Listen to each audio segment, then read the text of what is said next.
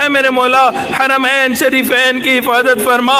پروردگار عالم وہ کتنے خوش نصیب لوگ ہوتے ہیں، احرام پہنتے ہیں، لبیک اللہم لبیک پڑھتے ہیں، اے میرے مولا کوئی تیرے گھر کا طواف کرتا ہے، کوئی مقام ابراہیم پہ سجدے کرتا ہے، کوئی حجر اسود کو بوسے لیتا ہے۔ اللہ ہمیں بھی ان خوش نصیب لوگوں میں شامل فرما، اللہ خوش نصیب لوگوں میں شامل فرما۔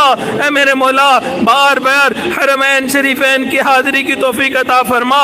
اللہ پیارے محمد علیہ السلام کی روزے کی قبولیت والی حاضری کی توفیق عطا فرما۔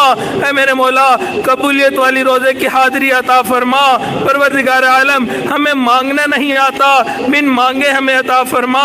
پروردگار عالم محبوب علیہ السلام نے فرمایا کل قیامت کے دن کچھ لوگوں کو آپ اندھا کھڑا کریں گے۔ اللہ اگر ہمارے گناہوں کی وجہ سے آپ نے اندھا کھڑا کر دیا، اللہ ہم وہاں بھی محبوب کی زیارت نہ کر سکیں گے۔ اے میرے مولا بہت حسرت ہے اس ہستی کو دیکھے جس نے آپ نے والضحیٰ کہا، ان زلفوں کو دیکھے جنہیں آپ نے واللیل کہا۔ اے میرے مولا قیامت کے دن ان کا دیدار عطا فرما، ان کے ہاتھوں حوض کوثر کا جام عطا فرما، ان کی شفاعت عطا فرما، ان کے ہاتھوں حوض کوثر کا جام عطا فرما، ان کے قدموں تلے جگہ عطا فرما۔